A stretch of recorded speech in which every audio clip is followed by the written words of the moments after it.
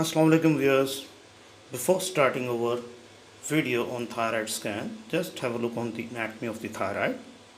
There are two lobes of the thyroid that are joined by isthmus, lie in front of the trachea. You can understand the blood vessel supply in the form of carotid and internal jugular that lie in the periphery of the thyroid gland. Now, this picture shows you the transverse diameter measurement of the thyroid lobule. You can also measure the anteroposterior diameter in this way.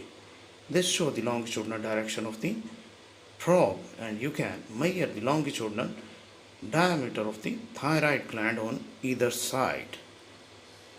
Please subscribe the channel, like the video and share it. Thanks.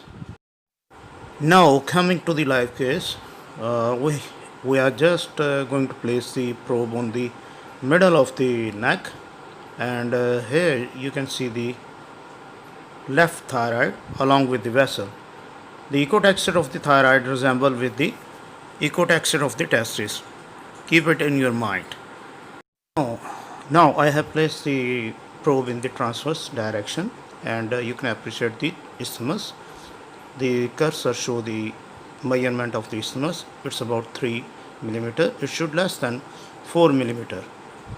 And this is the left lobe. The cursor shows the left lobe. And now you are having a look on the carotid vessel due to its pulsation. And if you push the probe, due to pressure, the jugular vein will collapse, and appreciate the muscle above this vessel. Now you can identify the carotid bulb at the bifurcation of the carotid artery. The cursor shows the bulb. Carotid bulb show the branching point of the carotid, and you can easily trace the branches of the carotid above in the neck by placing probe in the longitudinal direction. Now this is the left lobe of the thyroid. First of all, you just have a look on the isthmus, and down there is larynx and the epiglottis. If you say the patient to say ah, you will feel that this structure will move. Look at this. When you say the patient to say ah, this structure will move. So this shows the larynx and the epiglottis. Now have a look on the vessel of the neck, thyroid, and the internal jugular vein. Now we like to measure the left lobe of the thyroid in the longitudinal direction, anteroposterior, and then the transverse. First of all, the longitudinal. The longitudinal diameter should not be more than 7. It should range from 5 to 7 centimeter. Now look at this. It's about 5.5 to 6. It should be less than 7 centimeter. Look at this. Now we like to measure the anteroposterior diameter. It is about 2 centimeter. Should less than 2. Both the anteroposterior and the transverse diameter should be less than the 2 centimeter. This is the transverse diameter now. Look at this. It is also about 20 or 19 millimeter. So it's less than 2 centimeter. Now these are the vessel of the neck, carotid, and internal jugular. Now if the thyroid gland extend beyond the carotid artery, then we used to say that this is the gross enlargement of the lobe of the thyroid. It should not extend above the carotid arteries. Upper border of the lobe should be touching the carotid artery, and it should not extend above the carotid artery. Now look at the echogenicity of the lobe of the thyroid, whether it is homogeneous or heterogeneous. There is a small nodule within that lobe of the thyroid. Nodules are very common within the thyroid, and there is a common formula you should remember. Age minus 10 is equal to the chances of having the nodule.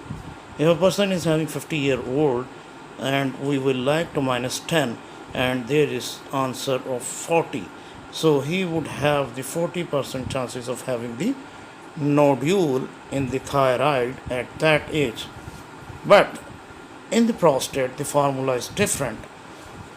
This is the formula that shows that if the patient is of 50 or 80-year-old, he is having the chance of 80 or 50% of having the BPH. These are the common formula.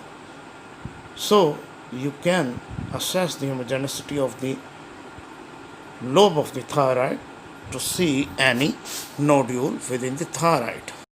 Now coming on the right lobe of the thyroid, I have focused the right lobe of the thyroid. Now we are going to measure the transverse diameter of the right lobe of the thyroid. It's about 15 millimeter, and now we'll measure the AP diameter in the same go. This is about 10 millimeter. Now we like to focus the longitudinal diameter of the right lobe of the thyroid. I just magnified the image. Now have a look on the longitudinal diameter of the right lobe of the thyroid. You can also search the homogeneity of the or the echogenicity of the left lobe of the thyroid. It's quite homogeneous and there is no nodule within it. So this diameter is also about 5 to 6 centimeter. So there is no thyromegaly within it. You can also appreciate the vessel on the right side as well. So at the end, we like to assess the lymph node in the neck. So for these lymph nodes, you have to trace the vessels of the neck on either side. These lymph nodes are along the great vessels of the neck. You also have to go down at the root of the neck, and you have to look behind the clavicle to see the origin of the neck vessels that are the common carotid artery from the subclavian and the arch of the aorta. These are the region where you can find the enlarged lymph node in the form of echogenic shadows, and you should also see these lymph nodes along the great vessel of the neck when you move your probe in the longitudinal direction. Thanks for watching this video. If you like the video, please give a like to this video and share the video on the social media and subscribe the channel and give your valuable comments. Thanks very much.